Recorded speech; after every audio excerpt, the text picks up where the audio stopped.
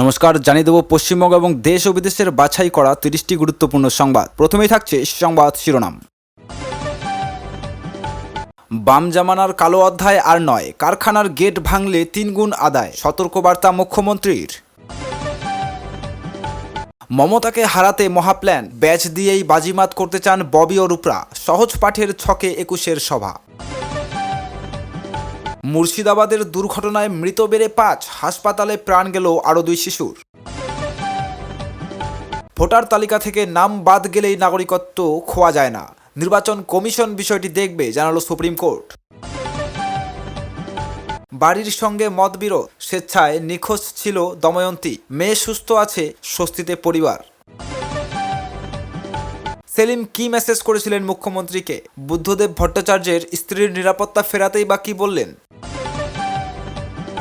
মঙ্গলবার থেকে বৃষ্টি বাড়বে দক্ষিণে, উত্তরবঙ্গে লাল সতর্কতা, কতদিন চলবে, কবে কি পূর্বাভাস কলকাতায়? হাসপাতালে সোনম, এবার অনশন শুরুর ঘোষণা অভিজিৎ দীপকের। নজরে চিকেন স্নেক, উত্তরকন্যায় উপপর্যায়ের সীমান্ত বৈঠক শাহের। সনাতন ধর্মের অপমান, লাভ জেহাদ বিতর্কে আমির খানকে খুনের হুমকি বিষ্ণুই গ্যাংয়ের। নন্দনের বিরাট স্ক্রিনে বিশ্বকাপ, থাকবেন খোদ মুখ্যমন্ত্রী, জেলায় জেলায় থাকছে জায়ান্ট স্ক্রিন।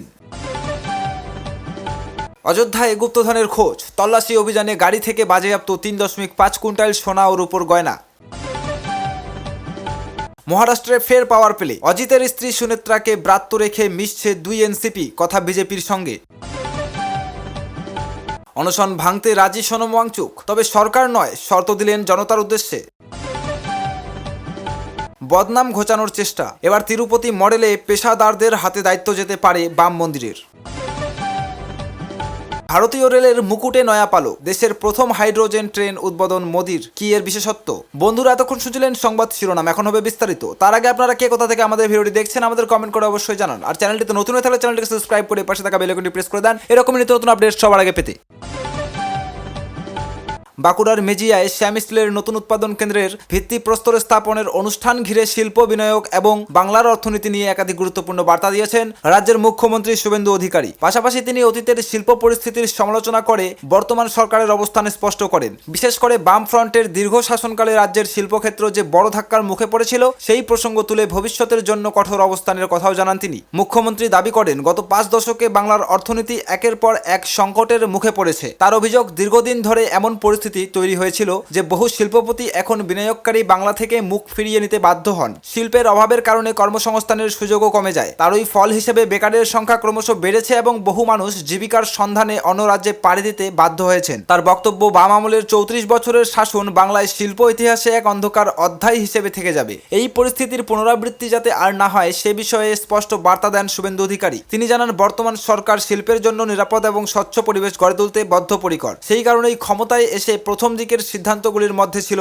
গুন্ডা দমন আইন কার্যকর করা। মুখ্যমন্ত্রীর বক্তব্য, কোনো কারখানার গেটে তালা ঝোলানোর চেষ্টা হলে সংশ্লিষ্ট ব্যক্তিকে আইনের মুখোমুখি হতে হবে। শুধু তাই নয়, কারখানার সম্পত্তির ক্ষতি করা হলে সেই ক্ষতির 3 গুণ অর্থ আদায় করা হবে বলেও তিনি সতর্ক করে দেন। একই সঙ্গে তিনি স্পষ্ট ভাষায় জানিয়ে দেন, বর্তমান সরকারের আমলে সিন্ডিকেট রাজ, কাটমানি কিংবা জোর করে অর্থ আদায়ের কোনো জায়গা নেই। কোথাও এই ধরনের অভিযোগ সামনে এলে কঠোর ব্যবস্থা নেওয়া হবে বলে তিনি হুঁশিয়ারি দেন। তার দাবি, শিল্পের পথে বাধা সৃষ্টি করে এমন কোনো কার্যকলাপ বরদাস্ত করা হবে না। বিনিয়োগকারীদের উদ্দেশ্যেও আশ্বাসের সুর শোনা যায় মুখ্যমন্ত্রীর বক্তব্যে। তিনি বলেন, বাংলায় শিল্প স্থাপন করতে এলে এখন আর অযথা প্রশাসনিক জটিলতা বা স্থানীয় স্তরে অর্থ দেওয়ার চাপের মুখে পড়তে হবে না। অতীতে উচ্চ স্তরে অনুমোদন মিললেও পুরসভা কিংবা পঞ্চায়েত স্তরে নানা অজুহাতে অর্থ দাবি করা হতো বলে অভিযোগ করেন তিনি। বর্তমান সরকার সেই ব্যবস্থার পরিবর্তন করেছে এবং আইন শৃঙ্খলার উন্নতির মাধ্যমে শিল্পবান্ধব পরিবেশ গড়ে তুলেছে বলেও দাবি করেন মুখ্যমন্ত্রী। শুভেন্দু অধিকারী আরও জানান, বর্তমান সরকার এখন 100 দিনের গণ্ডি পার করেনি, অথচ এর মধ্যেই দেশের একাধিক বৃহৎ শিল্পগোষ্ঠী বাংলায় বিনিয়োগের আগ্রহ প্রকাশ করেছে। তার বক্তব্য, আগামী দিনে এই বিনিয়োগের পরিমাণ আরও বাড়বে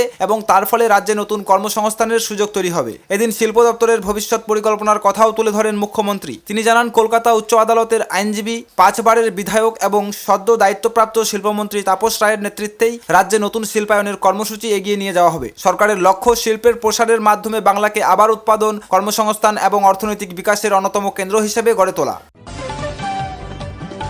রবীন্দ্রনাথ ঠাকুরের সহজ পাঠের সেই বিখ্যাত লাইনের কথা মনে পড়ে, শ্রীশকে বলো তার শরীর যদি সুস্থ থাকে সে যেন বসন্তের দোকানে যায়, সেখান থেকে খাস্তা কচুরি আনা চাই, আর কিছু পোস্তা বাদাম কিনে আনতে হবে। মঙ্গলবার 21শে জুলাই সমাবেশের আগে শুক্রবার বিধানসভায় বিরোধী দলনেতা ঋতব্রত বন্দ্যোপাধ্যায়ের ঘরে যে আলোচনা চলল তার সুরটা ছিল ঠিক এরকমই। কোন জেলা থেকে কত লোক আসবে, কোন নেতা কত কর্মী পাঠাবেন, তারই চূড়ান্ত হিসাব কষল তথাকথিত আসল তৃণমূল শিবির। আর এই হিসাব ঘিরেই এখন দুই শিবিরের টান টান উত্তেজনায় ফুটছে বাংলার রাজনীতি। বিধানসভায় রুদ্ধদ্বার বৈঠক, ববি অরূপের উজ্জ্বল উপস্থিতি। কালীঘাট ঘনিষ্ঠ সূত্রের মতে মমতা বন্দ্যোপাধ্যায় ধরে নিয়েছেন তিনি যেভাবেই হোক বিড়লা প্ল্যানেটোরিয়ামের সামনে সভা করতে পারলেই অনেকটা কাজ হয়ে যাবে। সশরীরে লোক না হলেও সেই প্রতীক সভা থেকে তার বক্তৃতা সরাসরি মানুষের কাছে পৌঁছে দিতে পারলেই কাজ হয়ে যাবে। কিন্তু উল্টো দিকে ঋতব্রত বন্দ্যোপাধ্যায়ের কাছে চ্যালেঞ্জ হলো মেয়র রোডে গান্ধী মূর্তির পদদেশে কর্মীদের ভিড় দেখানো, আর তার মধ্যেই মানুষের কাছে তুলে ধরা যে তারাই আসল তৃণমূল। কারণ মমতার সঙ্গে কোনো নেতা তো দূর, কর্মীরাও আর নেই। সেই লক্ষ্যেই বিধানসভায় বৈঠক ডাকেন ঋতব্রত বন্দ্যোপাধ্যায় ও সন্দীপন সাহা।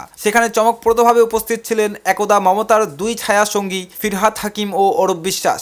বিধায়কদের সঙ্গে বৈঠকের পর তারা ঋতব্রতর সঙ্গে রুদ্ধদ্বার বৈঠক করেন। সূত্রের দাবি ফিরহাদ হাকিম নিজেই প্রস্তাব দিয়েছেন শুধু নিজেদের সবাই লোক আনা নয়, মমতা বন্দ্যোপাধ্যায়ের সবাই যাতে জেলা থেকে কর্মীরা যেতে না পারেন তার ব্যবস্থাও করতে হবে। ব্যাস কৌশলেই বাজিমাত ববি অরূপ ঋতব্রতর। এই ভিড়ের লড়াইয়ে তুরুপের তাস করা হচ্ছে একটি বিশেষ ব্যাচকে। ঠিক হয়েছে ঋতব্রতদের সবাই জেলা থেকে আসা সমস্ত কর্মীদের একটি নির্দিষ্ট ব্যাচ পড়তে হবে। কেউ ব্যাচ না পড়ে থাকলে তাকে পুলিশ আটকাতে পারে, সেক্ষেত্রে দলের কিছু করার থাকবে না। সেই হিসাব করে এদিন জেলা ধরে ধরে নেতাদের 500, 1000, 2000 করে ব্যাচ দেওয়া হয়েছে। কালীঘাটের সূত্রের খবর এই কৌশল চাপা থাকেনি। মমতা বন্দ্যোপাধ্যায়ের ঘনিষ্ঠ মহল বুঝে গিয়েছে যে এই ব্যাচ পড়ানো হচ্ছে যাতে পুলিশ খুব সহজেই চিনে নিতে পারে কারা মমতার সবাই যাচ্ছে আর কারা ঋতব্রতদের সবাই। যারা মমতার সবাই যাবেন তাদের স্বাভাবিকভাবেই কোনো ব্যাচ থাকবে না, বেছে বেছে তাদের রাস্তায় আটকে দেওয়া হতে পারে। এই প্রতিকূলতা বুঝেই মমতা ফেসবুক বার্তায় বারবার বলেছেন কাউকে দলের ঝান্ডা আনতে হবে না, শুধু প্রতীক নিয়ে চলে আসুন।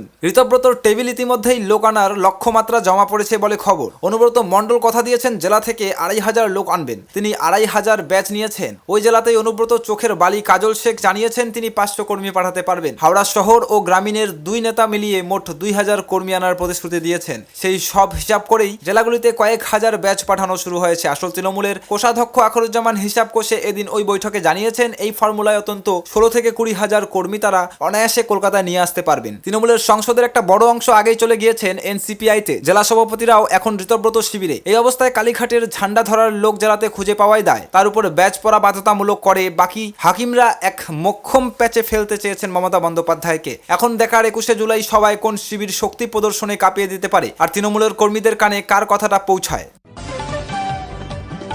ট্রেন চলে যাওয়ার পর খুলে দেওয়া হয়েছিল রেলগেট। সেই সুযোগে লেভেল ক্রসিং পার হতে যায় একটি পুলকার। ঠিক তখনই উল্টো দিক থেকে চলে আসে আরেকটি ট্রেন। মুহূর্তের মধ্যেই ভয়াবহ সংঘর্ষ। মুর্শিদাবাদের কর্ণসুবর্ণ গোবিন্দপুর লেভেল ক্রসিং এ শুক্রবার সকালে এই দুর্ঘটনায় মৃত্যু হয় 3 জনের, পরে আরও 2 জন হাসপাতালে মারা গেলেন। ঘটনায় গেটম্যানের ভূমিকা নিয়ে গুরুতর প্রশ্ন উঠেছে। ইতিমধ্যেই তদন্ত শুরু করেছে রেল। এদিন সকালে একটি ট্রেন চলে যাওয়ার পর রেলগেট খুলে দেওয়া হয়। সেই সময় স্কুল পড়ুয়াদের নিয়ে একটি পুলকার এবং এক সাইকেল আরোহী রেল লাইন পার হতে শুরু করেন। অভিযোগ তখনই লাইনে ঢুকে পড়ে নিয়মিত কটোয়া প্যাসেঞ্জার ট্রেন। দ্রুত গতির ট্রেনটি স্কুল গাড়ি এবং সাইকেলকে সজোরে ধাক্কা মারে। ঘটনাস্থলেই মৃত্যু হয় 7 বছরের ফারহানা বেগম, 8 বছরের জাসিকা শাবনম এবং 50 বছরের সাইকেল আরোহী জামশেদ শেখের। গুরুতর জখম অবস্থায় হাসপাতালে নিয়ে যাওয়ার পর মৃত্যু হয় 5 বছরের ইসানুর রহমান এবং 7 বছরের তামান্না পারভিনের। ফলে মৃত্যুর সংখ্যা বেড়ে দাঁড়ালো 5। একাধিক আহত, 2 পড়ুয়ার অবস্থা আশঙ্কাজনক। দুই ঘটনায় আহতদের প্রথমে কর্ণসুবর্ণ ব্লক প্রাথমিক স্বাস্থ্য কেন্দ্রে নিয়ে যাওয়া হয়, পরে আশঙ্কাজনক অবস্থায় স্কুল গাড়ির চালক সাহেব শেখ এবং পড়ুয়া অনিশা খাতুনকে মুর্শিদাবাদ মেডিকেল কলেজ হাসপাতালে স্থানান্তরিত করা হয়েছে। এছাড়া বিশ্বেশ্বর মণ্ডল এবং শামিমা খাতুন কর্ণসুবর্ণ স্বাস্থ্য কেন্দ্রে চিকিৎসাধীন। আহতদের মধ্যে কয়েকজনের অবস্থার উপর নজর রাখছেন চিকিৎসকেরা। গেটম্যানের ভূমিকা নিয়ে প্রশ্ন, তদন্তে রেল। প্রত্যক্ষদর্শীদের অভিযোগ, প্রথমে ট্রেন চলে যাওয়ার পর গেট খুলে দেওয়া হলেও দ্বিতীয় ট্রেন আসার আগে তার নামানো হয়নি। সেই কারণে স্কুল গাড়িটি কিছু বুঝে উঠতে না পেরে লাইনে উঠে পড়ে। রেলের দাবি সিগন্যালে কোনো ত্রুটি ছিল না, তাই গেটম্যানের ভূমিকা খতিয়ে দেখা হচ্ছে। আপাতত তাকে গ্রেপ্তার করে জিজ্ঞাসাবাদ করছে পুলিশ। স্থানীয়দের দাবি যুবক মাদব্য অবস্থায় ছিলেন, কিন্তু তা এখনো প্রমাণিত নয়। এ নিয়ে রেলের তরফেও কিছু জানানো হয়নি। 10 লক্ষ টাকা ক্ষতিপূরণ ঘোষণা করা হয়েছে। ভোটার তালিকা থেকে নাম বাদ পড়ে যাওয়ার অর্থ এই নয় যে সংশ্লিষ্ট ব্যক্তির ভারতের নাগরিকত্ব রাতারাতি চলে গেল। শুক্রবার একটি অত্যন্ত গুরুত্বপূর্ণ মামলার শুনানিতে এই তাৎপর্যপূর্ণ পর্যবেক্ষণ করল দেশের শীর্ষ আদালত। সুপ্রিম কোর্ট স্পষ্ট জানিয়ে দিয়েছে, ভোটার তালিকা থেকে নাম বাদ গেলেই কারো নাগরিকত্ব হরণ করা যায় না। একই সঙ্গে দেশের সর্বোচ্চ আদালত স্মরণ করিয়ে দিয়েছে, সম্প্রতি বিহারে যে বিশেষ নিবিড় সংশোধন বা স্পেশাল ইন্টেনসিভ রিভিশন অর্থাৎ এসআইআর প্রক্রিয়া নিয়ে সুপ্রিম কোর্ট রায় দিয়েছিল, তাতেই ভারতের নির্বাচন কমিশনের দায়িত্ব সুনির্দিষ্ট করা হয়েছে। নির্বাচন কমিশনের কাজ হলো ভোটার তালিকা থেকে বাদ পড়া নাগরিকদের আইনি অবস্থান বা নাগরিকত্বের বিষয়টি পর্যালোচনার জন্য কেন্দ্রীয় সরকারের সংশ্লিষ্ট দপ্তরে পাঠানো। ভারতের প্রধান বিচারপতি সূর্যকান্তের নেতৃত্বাধীন একটি ডিভিশন বেঞ্চে এতদিন এই পর্যবেক্ষণটি করেছে। প্রধান বিচারপতি সাফ জানান, বিহারের বিশেষ নিবিড় সংশোধন মামলায় আমাদের রায় অত্যন্ত স্পষ্ট। ভারতের নির্বাচন কমিশনের ভোটার তালিকার উপর সম্পূর্ণ নিয়ন্ত্রণ রয়েছে। এটা ঠিক, কিন্তু তার মানে এই নয় যে ভোটার তালিকা থেকে নাম বাদ গেলে স্বয়ংক্রিয়ভাবে কেউ নাগরিকত্ব হারিয়ে ফেলবেন। নির্বাচন কমিশনের এখানে একটি পাল্টা দায়িত্ব রয়েছে। তাদের উচিত এই ধরনের মানুষদের নাগরিকত্বের বিষয়টি আইনি স্তরে খতিয়ে দেখার জন্য কেন্দ্রীয় স্বরাষ্ট্র মন্ত্রক বা সংশ্লিষ্ট কেন্দ্রীয় সরকারি দপ্তরের কাছে রেফার করা। শীর্ষ আদালতের এই 3 বিচারপতির বেঞ্চ, যার মধ্যে প্রধান বিচারপতি ছাড়াও রয়েছেন বিচারপতি জয়মাল্য বাগচি এবং বিচারপতি, এদিন একটি বিশেষ পিটিশনের প্রেক্ষিতে নোটিশ জারি করার সময় এই মন্তব্য করেন। মামলাটি দায়ের করা হয়েছিল পশ্চিমবঙ্গের প্রেক্ষাপটে। রাজ্যে ভোটার তালিকা থেকে নাম বাদ যাওয়ার পর প্রায় 30 লক্ষেরও বেশি ভোটার এখন ঘোর সংকটে। তারা রাজ্য সরকারের ভর্তুকিযুক্ত রেশন, আর্থিক অনুদান এবং অন্যান্য জনকল্যাণমূলক প্রকল্প থেকে বঞ্চিত হচ্ছেন। এই বাদ পড়া ভোটারদের দায়ের করা আপিলগুলি যাতে দ্রুত নিষ্পত্তি করা যায়, তার জন্য একটি নির্দিষ্ট পরিকাঠামো তৈরির দাবি জানিয়েই আদালতে আর্জি জানানো হয়েছিল। পশ্চিমবঙ্গ প্রদেশ কংগ্রেস কমিটির নেতা প্রসেনজিৎ বোসের পক্ষে এই মামলাটি দায়ের করা হয়। দেশের শীর্ষ আদালতে এই মামলার সওয়াল করেন প্রবীণ ও বিশিষ্ট আইনজীবী গোপাল শঙ্কর নারায়ণ। তিনি আদালতের দৃষ্টি আকর্ষণ করে জানান যে সুপ্রিম কোর্ট ইতিপূর্বে বিষয়টি স্পষ্ট করে দেওয়া সত্ত্বেও পশ্চিমবঙ্গ সরকার অন্তত 3টি এমন নির্দেশিকা জারি করেছে, যার জেরে ভোটার তালিকা থেকে নাম বাদ পড়া মানুষের পাবলিক ডিস্ট্রিবিউশন সিস্টেম অর্থাৎ রেশন ব্যবস্থা এবং অন্নপূর্ণার মতো আর্থিক অনুদান প্রকল্পের সুবিধা বন্ধ করে দেওয়া হয়েছে। আদালতে আইনজীবী গোপাল শঙ্কর নারায়ণকে সহায়তা করেন আইনজীবী নেহা রাঠি। তারা দুজনে জানান, বিশেষ নিবিড় সংশোধন বা এসআইআর প্রক্রিয়ার জেরে রাজ্য জুড়ে প্রায় 34 লক্ষ ভোটার বাদ পড়েছেন, যারা পরে পুনরায় নাম তোলার জন্য আপিল জানিয়েছিলেন। এই বিপুল সংখ্যক মানুষের আপিল যাতে দ্রুত নিষ্পত্তি করা যায়, তার জন্যই এই পিটিশন। আইনজীবী আদালতকে আরও জানান যে এই ধরনের আপিলগুলির ফয়সালা করার জন্য সুপ্রিম কোর্টের নির্দেশে ইতিপূর্বে 19টি ট্রাইব্যুনাল গঠন করা হয়েছিল, কিন্তু এখন পর্যন্ত ঠিক কতগুলি মামলার নিষ্পত্তি হয়েছে সেই সংক্রান্ত কোনো সরকারি বা অফিসিয়াল তথ্য প্রকাশ করা হয়নি। তাই এই ট্রাইব্যুনালগুলি ঠিক কি পদ্ধতিতে বা কোন স্ট্যান্ডার্ড অপারেটিং প্রসিডিওর মেনে কাজ করছে তা জনসম্মুখে আনা হোক। জবাবে প্রধান বিচারপতি সূর্যকান্ত, বিচারপতি জয়মাল্য বাগচি ও বিচারপতি ভি মোহন বেঞ্চ বলে, এই এসওপি মূলত আদালতের অভ্যন্তরীণ কাজের জন্য তৈরি করা হয়েছিল এবং কলকাতা হাইকোর্টের প্রধান বিচারপতি অত্যন্ত দক্ষতার সঙ্গে বিষয়টি দেখছেন। আপনার মূল উদ্বেগটিত হলো যাতে একটা যৌক্তিক সময়ের মধ্যে এবং দ্রুততার সঙ্গে এই আপিলগুলি নিষ্পত্তি করা যায়। আদালতকে মনে করিয়ে দেওয়া হয় যে চলতি বছরের ডিসেম্বর মাসের মধ্যেই পশ্চিমবঙ্গে পুরসভা নির্বাচন শুরু হওয়ার কথা রয়েছে। এই পরিস্থিতিতে যে সমস্ত ভোটারদের নাম লজিক্যাল ডিসক্রিপেন্সির তকমা দিয়ে সন্দেহভাজন তালিকায় ফেলে দেওয়া হয়েছে এবং যারা পুনরায় নাম তোলার জন্য আবেদন করেছেন, তাদের ভবিষ্যৎ ঝুলে রয়েছে। তাই একটা নির্দিষ্ট সময়সীমার মধ্যে এই আপিলগুলির সিদ্ধান্তের দাবি জানানো হয়েছে। একই সঙ্গে মামলার পিটিশন আবেদন জানানো হয়েছে যে আপিল ট্রাইব্যুনাল সংখ্যা 19 থেকে বাড়িয়ে যেন অত্যন্ত 42 করা হয়, যাতে বিপুল মামলার চাপ সামলানো যায়। সুপ্রিম কোর্ট সব দিক খতিয়ে দেখে এই মামলাটি গ্রহণ করেছে। আগামী মাসে পশ্চিমবঙ্গে ভোটার তালিকা সংশোধনের প্রক্রিয়াকে চ্যালেঞ্জ করে যে সমস্ত মামলা বিচারাধীন রয়েছে, সেগুলির সঙ্গেই এই মামলাটিরও শুনানি হবে বলে আদালত সম্মতি জানিয়েছে। তবে আইনজীবী গোপাল শঙ্কর নারায়ণ শীর্ষ আদালতের কাছে দ্রুত শুনানির আর্জি জানিয়ে বলেন, যতক্ষণ না এই ট্রাইব্যুনালগুলি নাগরিকদের আপিল নিষ্পত্তি করেছে, ততক্ষণ এই মানুষগুলো সরকারের সমস্ত সামাজিক ও কল্যাণমুখী প্রকল্পের সুবিধা থেকে বঞ্চিত হয়ে দিন কাটাচ্ছেন। তিনি উদ্বেগ প্রকাশ করে বলেন, আমাদের মূল ভীতি এবং চিন্তার জায়গা বিশেষ নিবিড় সংশোধন প্রক্রিয়ার মাধ্যমে ভোটার তালিকা থেকে নাম বাদ দেওয়াটাকে হাতিয়ার করে এই গরিব মানুষগুলোকে তাদের প্রাপ্য সুযোগ সুবিধা থেকে বঞ্চিত করা হয়েছে। দেশের সর্বোচ্চ আদালত এখন আগামী মাসের শুনানিতে এই বিষয়ে কি চূড়ান্ত পদক্ষেপ করে, সেদিকেই তাকিয়ে সব পক্ষ।